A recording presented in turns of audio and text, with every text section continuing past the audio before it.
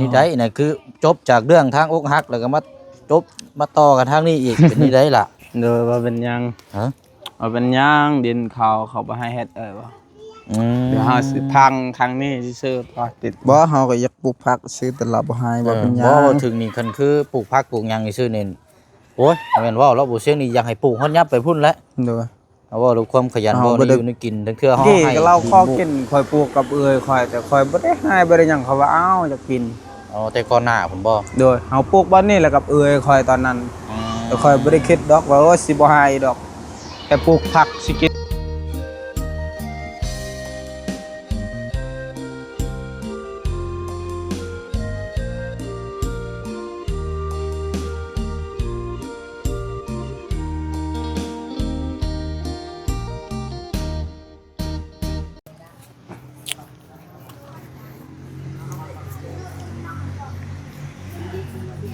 บัดนี้พี่น้องเนาะจังไดเด้เนาะก็มาเกาหัวเกาหางมีแนวคิดแท้บาดนี้พี่น้องเนาะเบิดเรื่องหนึ่งย่างเรื่องหนึ่งเราบาดนี้เนาะทางน้องสอนก็ได้ยินรับข่าวมาพี่น้องเนาะว่าเจ้าของที่ดินบ่ให้ปลูกผักพืชแนวอยู่แนวกินแล้วว่าซั่นเนาะสำหรับทางน้องสอนจักแม่นเจ้าของที่ดินฮอดเขตใดเจไรแล้วบัดนี้พี่น้องเนาะแต่แม่นทางของทางแม่น้องรัดนี่แหละพี่น้องเนาะที่ดินฮอดใสเนาะอันนี้ก็ต้องถามทางน้องสอนอีกรอบหนึ่งพี่น้องเนาะเมื่อวานนี่เราหลดสาคุดพี่น้องเนาะโอ้ยคุดว่าสิปลูกว่าสิได้พักขายพักบุ้งพักหยังพอได้อยู่ได้กินแต่ว่าก็มาเกิดเหตุแบบเจ้าของบ้านใกล้เคียงบ่ให้ปลูกว่าซั่นเนาะแต่ว่าเฮาต้องเบิ่งน้ำกันก่อนพี่น้องเนาะว่าที่ดินนี่ของทางน้องสอนนี่ฮอดไสแล้วก็มุมใดเจใดเนาะเอาเดี๋ยวมาพูดมาคุยถามเบิ่งน้ำกันพี่น้อยเฮือนของทางน้องรัดเนาะถือว่าเป็นอีกเคสนึงอันนี้ก็เนาะทางน้องเพิ่นนี่ก็โอ้ยขยันได้พี่น้องเนาะหาอยู่หากิน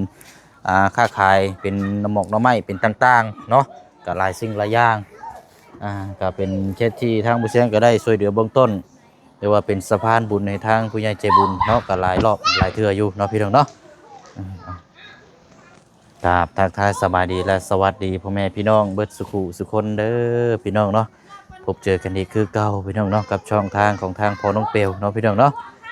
เอาเดี๋ยวถามเบื้องก่อนเนาะตอนที่แรกว่าจะได้เห็นสวนพักสวนของปลูกของพังพอได้อยู่ได้กินมามื้อนี้มีการดื้อร่างนี่ไรเด้บัดนี้พี่น้องเนาะแล้วก็ซื้ออันนี้พี่น้องเนาะซื้อกับข้าวมากินอยู่เฮือนน้องสอนก่อนพี่น้องเอ้ยเนาะรู้สึกว่าข้าวน้ำซ้ำปลาช่วงนี้ก็บ่ได้กินกับน้องเพิ่นก็นานแล้วพี่น้องกินข้าวคุ้มผ้ากินปลาคุ้มต้อนก่อนมื้อนี้เนาะ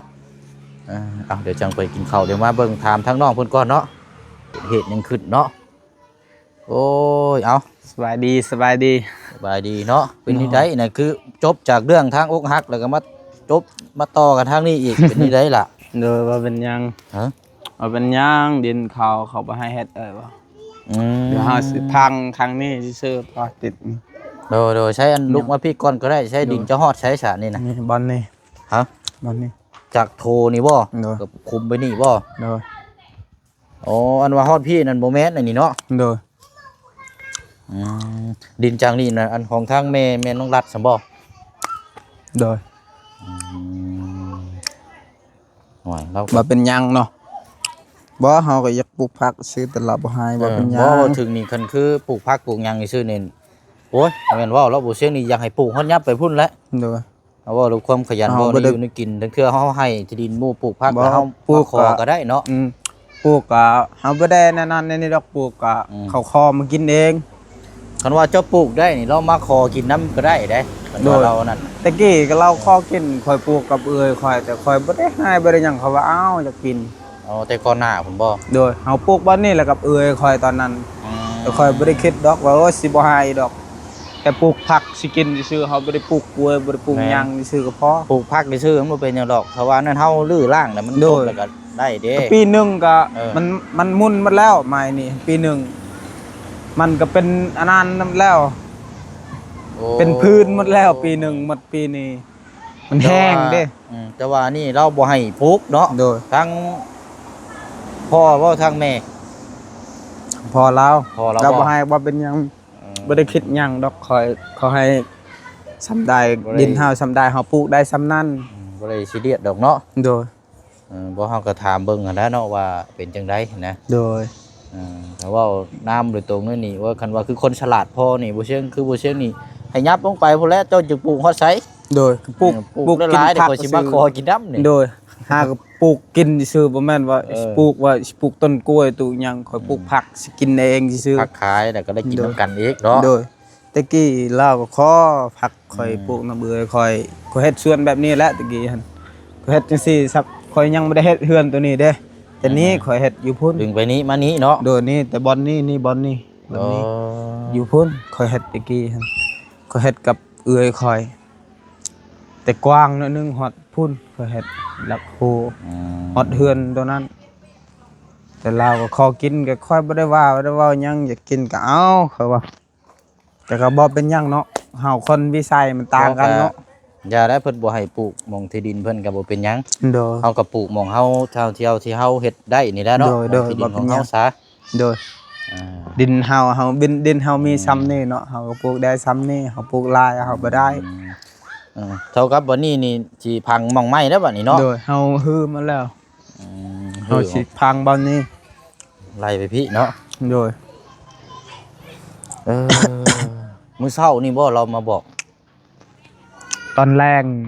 เมื่อวานนี่ ตอนแรงเมื่อวานนี่ โดยช่วงค่ำประมาณ5 โมงก็บอกว่าจะพังยังกายแดนข่อยว่าข่อยมาปลูกผักไปซื้อข่อยบ่ได้สิเอาดินเจ้าดอก อืม คันข่อยอยากปลูกบ่อนอื่นก็มีอยู่สวนข่อยอยู่พุ่นแต่ข่อยบ่ได้ปลูกข่อยว่าข่อยอยากปลูกแถวเฮือนเพราะน้ำข่อยมันติดกับเฮือนข่อยว่าสบาย ใกล้แน่เนาะ โดยอยู่พุ่นมันใกล้ยังจะต่อน้ำอีก อืม แบบคือเอื้อยข่อยปลูกอยู่พุ่นเด้น เจ้าก็อธิบายบอกเราอยู่เนาะ โดยปลูกผักล่ะบ่แม่นผู้อื่นดอก เจ้าก็มาขอกินเองข่อยบ่ได้เว้าเรื่องนั้นนะข่อยเว้าแต่เอ้ยบ่เป็นหยังอายเอ้ยเจ้าบ่ให้ก็บ่เป็นหยังข่อยปลูกแต่ เฮาก็บ่ต้องเว้าหลายเนาะ โดยข่อยบ่ได้เว้าหยังข่อยปลูกก็ว่าข่อยปลูกซ้ำดินข่อยมีนี่แหละ ยันบ่คือดอกจังหน่อยก็โอ้ยมาขอกินผัก เราคิดว่ายันว่าพังเอาดินเนาะจัก บ่ได้คิดสิเอาดินลาว บ่แม่นบ่เราผู้ใดล่ะ โดยยันลาว คิดว่าเฮาพังเอาดินเราสิบ่จัก จักและต่างคนมันคือคนเฮาวิสัยมันต่างกันเด้อแบบเจ้าเป็นเท่านั้นข่อย แต่ เป็น ว่า นั้น เจ้าก็อันนี้อธิบายให้เราฟังอยู่เนาะ โด ว่าย สิปลูกผักแต่ว่าเราก็บ่อันนี้เนาะ โดยแล้วว่าเจ้ากายดินเฮาแล้วบ่ให้ปลูกให้ปลูกก็เฮาปลูกตะกี้บ่เห็นชีวิตเฮาขอกินน้ำเฮา นี่แหละพี่น้องเนาะที่ดินเราทั้งแม่น้องรัดเนาะ โดยตอนแรงก่อนขุด เนาะแรงจังต้อซะเนาะ โดยฝนตก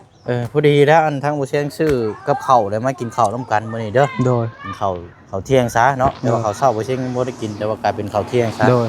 แล้วอยู่โต๊ะผู้ไป โดยสบายดีเด้อ เด้อไปเดี๋ยวนี่แหละพี่น้องกินข้าวกินน้ำกันก่อนฝนก็ตกดินอีกแล้วเนาะ โดย โอ้ยสิไปทางไหนได้แบบนี้เนาะโอ้ยเอาอาจารย์เนาะเดี๋ยวอาจารย์เด้อ อ้าวบ่ได้กินข้าวเจ้าบักเคยลา เฮ้ยนะพ่อพึ่งกินข้าวก่อน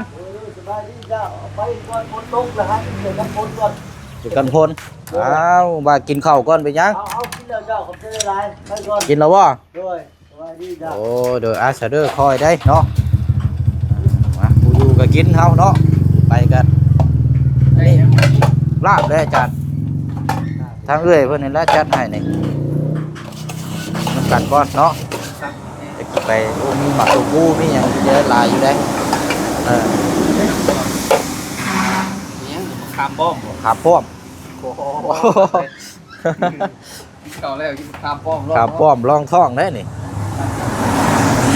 เอาไปยังจัดนักจัดเต็มแท้นี่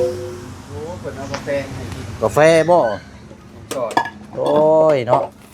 ดีพี่น้อยเนาะกับกาแฟเดี๋ยวเขากินบ่ได้หรอกกาแฟนี่ยอมบ่ได้กินกาแฟมา2 ปีปลายเลยมันกินนะมันหัวใจมันสั่นนะเวลาเฮ็ดงานก็เว้าแบบเด้อๆเด้เด้ คือว่าจะ เป็นจังได๋ ใช่แบบตัวแบบคอยเต็มที่บันไดเห็นไหม บ้านป่วยเนาะก็ น้ำประปายังหมดทันมาอยู่บาทนี่เนาะ ตายมื้อเลยเด้ หรือว่าน้ำประปานี่ ตายบ่หรือว่านั่นน่ะ ลอง3 มื้อเลยเนาะโอ้แต่เต็มที่แล้วนี่บ่ได้ใช้เบิดหลายหมู่บ้านอยู่ มีแนวเลยเนาะ ยาวเลย แต่ที่ปลูกมาผิดเป็นหอดพวกมันดง น้ำยังหมดทันมาบ่พี่สอน บ่ได้มาเลย จุ๊บนี่ได้ใช่เนาะหวยลาวหวยเนาะเดือดมากแท้นี่คือแบบนี้เนาะมาใส่แกะเฮา กินแล้วบ่เข้าค่ะน้องชอน กินแล้วค่อย ฮะ กินแล้ว โอ้ยกินก็กินอีกเด้ย กินอีกกินอีกกินน้ำกันนี่แหละมานั่งลงอันน่ะฝนตกสิได้จะกินไปทางไหน ตรงไปนี่ไปกันเนี่ย เนาะอยากแล้วแบบนี้ ผมมาก็เกี่ยวมาเลยหนาว เขาแค่น้ำกินข้าวกินน้ำก่อนไปเอาจักเล็กจักหน่อย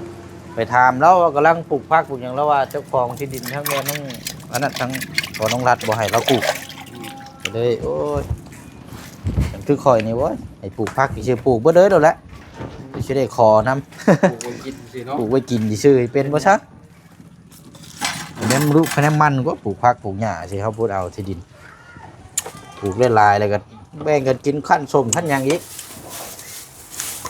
กับปัญญา โอ้ยเบิดเท่านั้นเด้ เอาปักเนี้ยไว้บ่ได้เอาออกแล้วเนาะ แล้วนั่งลงนั่งลงนั่งลงอ่ะกินข้าวน้ำกันเด้อมาดุงเนาะ มาพี่น้องเอ้ย อืม ต่อน้ำกัน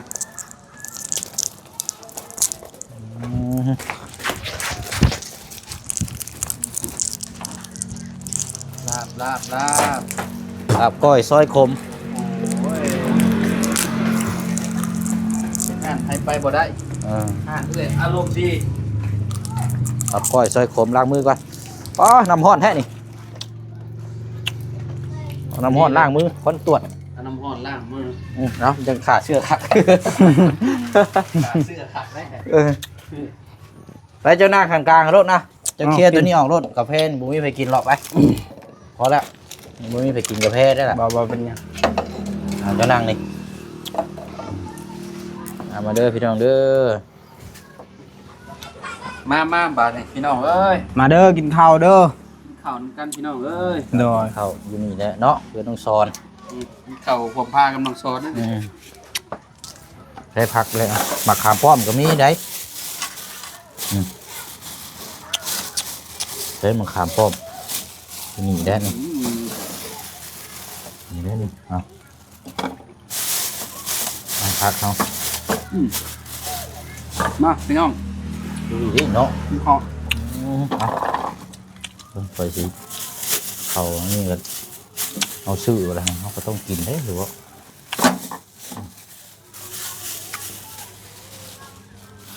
โอ้ยมาเด้อพี่น้องเด้อ โดยมาเด้อกินข้าวเด้อ มาพี่น้อง เที่ยงเนาะตัวผึ่งบัดย่อพาเข้ามาบัดไปเนาะ มันอยู่ก็ เห็นดึกแท้นี่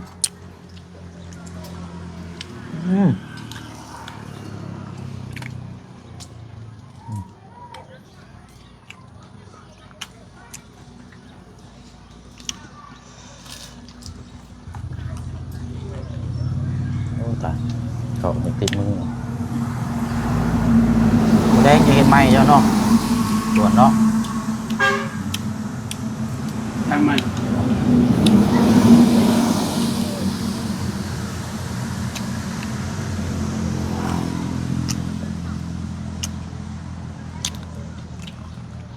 ทุกขายเขาก็เฮ็ดแนวกินก็ยังเอาเขาเก่าอยู่เนาะคือเขาใหม่เดี๋ยวตุกมาปีใหม่เลยยังเอาเขาเก่ามาขายอยู่ มันมือปีแล้วของมันเนี่ยครับ เขาใหม่ขายซ้ำจังเขาก็แซ่บ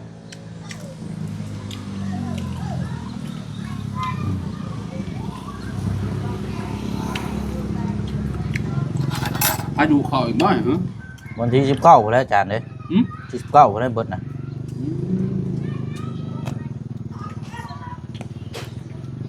บัดอยู่บ้านครับบัดล้มเลย ตกมือบ่ เฮ พักนี่เอาเด้อน้องเชิญ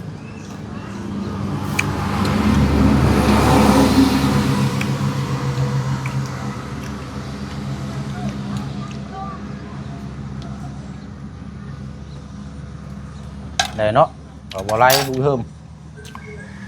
อยู่ เห็น เมื่อได้บ่อะไร หึ มาอะไรมา เดินทางนะบ่อ้าว เนื้อแต่ลุงเฮิม ทางลุงเฮิมอยู่ใส่อยู่เฮือนน้องหัวบ่ น่าจะแม่นตอนนี้ อืม ยันอยู่เฮือนน้องหัวแล้ว เขายากหนทาง มันลื่น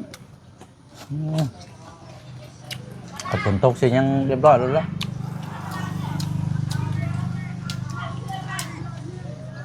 มันมาแต่ตกแห้งเลย อืม ตกพอจะดินเมื่อ ตกพอดีทางเมืองอาจารย์เนาะ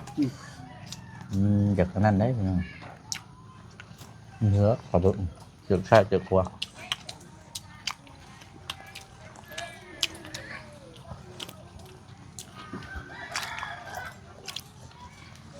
เราเชื่อมาเวียดแล้วน้ำเก่าแล้วอยู่แล้ว เพราะว่าไปเป็นกล้วยอีกบ่เห็ดเวียกน้ำแน่เรากะ ว่า เห็ดเวียกสลับน้ำแล้วว่าทางเพื่อนนี่ก็มันยังเหมือนทันได้มีอย่างเพิ่มเติมหน่อยเด้ถ้าอยู่บัตรเฮา ตอ เฮ็ น ด นี้ บ่แล้ว มียังเพิ่มมาเลยนะครับ มีย่านบ่พอแล้วจ้ะเช้านี้มาแจ้งทั้งน้องเพิ่นเพิ่มอีกอยู่ทั้งเอ้ยจะดีอยู่อเมริกาเพิ่นฝากมา 6,000 บาท อืม มาสมทบเป็นเพื่อนแล้วแล้วก็ยอดเก่าทั้งยอดเก่าทั้งรวมเบิดเลยกับเงินบาทเนี่ยสิได้อยู่ประมาณ 10,000 กับ 1,000 บาท อืม เงินกีบกับ5 ล้าน5 ล้านปลายเพื่อนเรานั่นสิเฮ็ดแบบ4x6 อีกคนงก 4x6 เพราะว่ามันสิแพงหน่อยนึงเฮือนต่อเสาเคยว่า 4x6 ต่อเสาบ่ อืม เราปูนนั่นแหละอย่าให้มันแน่จักน้อยอะนะ ทั้งลุมพัน รุมพังเขาเทมันยึดแน่นได้เนาะเดี๋ยวเขาใส่น็อตจับมาเลยบ่เนี่ยอ๋อมันยังกูเรียกแท้นี่ขับรถกะ นั่งแบบนี้เลยเนาะ พูดดีโลนี่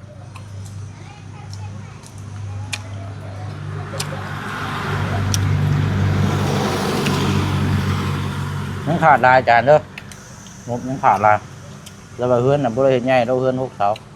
เอาเจืองละค่าสร้าง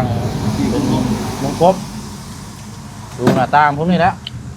ค่าสร้างยังพวกตอกสังกะสีโอ้แต่ว่าเห็นแบบเพื่อนเบาประธานฟ้องเห็นทั้งเมตู้หนูงามได้เพียงกันเนาะ อืม สิเห็นแบบนั้นบ่ให้เราเนาะเห็นบุเรนนั่นก็6 เสาคือกันแท้นั่นก็ อืมคืออยู่เลย งามเด้ออาจารย์เนาะ งามอยู่ บัดนี้ของเฮาก็ยังเสาปูนต่อแฮมเนาะยังสิงามเด้อก็สิเอาแบบไปซั่นบ่จักหน่อยเดี๋ยวเบิ่งก่อนบุเรนนั่นแหละแต่ว่ามันเป็นบุเรนสไตล์แบบงามอยู่ได้เห็นว่าประธานฟ้องเอาเฮ็ดเมตู้โอ้มันเฮ็ดลงทรงแบบทรงจัวก็อีกแนวหนึงมันเฮ็ดแบบทรงแบบนั้นนั่นได้การไหมนั่นสิเอาน้ำเปล่าประทัดป้องเลยก็มันสิง่ายนะได้การน้ำเปล่าประทัดป้องเลยสิดึงมาพี่เลยมาจะโตเท่านี้เนาะคุณกวางก็เชื่อว่าซ้ำกันนี่ปะจ๊ะ ประมาณนั่นแหละครับ เนาะกินน้องสอนกินด้วย ข่อย อย่าอายได้ ข่อยอิ่มแล้ว อย่าอายได้ บ่ได้อาย ฮะ ข่อยกินแล้ว เจ้าอายบ่ บ่ จะอายเลย ข่อยกินแล้วข่อยกินมาแต่เฮือนไอ้น้องข่อยกินหน่อไม้แกงใส่ฟักกระแยง แกงหน่อไม้เนาะ ด้วยแซ่บได้ใส่ฟักกระแยงหอมดี คนเจ้าก็มักเนาะแกงกันเนาะอันผักกาดแยงเนาะ ด้วย เอาไว้ เดี๋ยวก่อนซะเนาะ แบบแซ่บๆเนาะไม่เหมือนพริกนะแบบนี้หนึ่ง กลับมาถึงคนทองเพราะว่า อ๋อรสเลยนี่ กินรส อันว่าอยู่เพื่อนเจ้าเลี้ยงมาอยู่บ่บ่ได้มีบ่ บ่มี คนว่าน้ำต้มแล้วไปสิได้ เกลือหมาเขาแล้ว เอาน้ำต้มกอยเอาข้าวใส่ในกอยมานะ มันมีจักโต้บ่ บ่มี อ๋อบ่เลี้ยงเนาะ มาคอยรถเหยียบ อยู่ใกล้ทาง ดูมันมีละโคขายแน่มันอยู่แต่ในเฮือนเหยียบมันก็ตายหมดเท่าใดหมด5โตแล้วค่อยเลี้ยงมาคอย เลี้ยงเรือก็บ่ยังเนาะ คอยติดกับทางโพดมื้อนั้นก็คือกันมาคอยประมาณจักโลนึงมันโดนรถเหยียบใช่แหละ เทื่อก็มันตามหมูมันเล่นไปเล่นมวนเหยียบตายเลยบ่เลี้ยงเลย ไก่ก็คือกันตะกี้ก็มีคือกันไก่รถเหยียบหมัด มันข้ามทางตลอด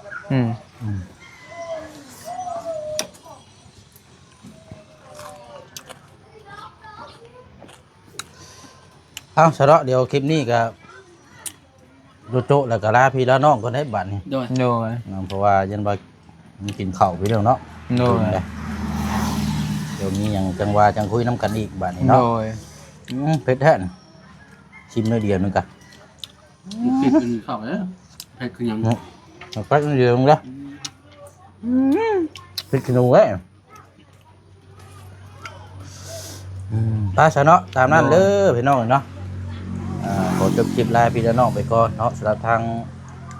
น้องสอนก็กำลังปลูกผักพืชก็ติดตามไปน้ำกันวันนี้เนาะนั่นกับทางเจ้าของเพิ่นบ่ให้ปลูกที่ดินของเราพี่น้องเนาะกับปกติต่างคนก็ต่างคิดเนาะเพิ่นเตรียมที่ดินไผของมันไปเนาะ โดยส เป็ บาน ย แห้งพี่น้องเนาะบ๊ายบายเด้อพี่น้องเนาะสบายดีเนาะคุณก็ยังบ่หยุดอยู่เนาะตกอยู่ได้นี่เนาะ เบิ้ลเมื่อเลย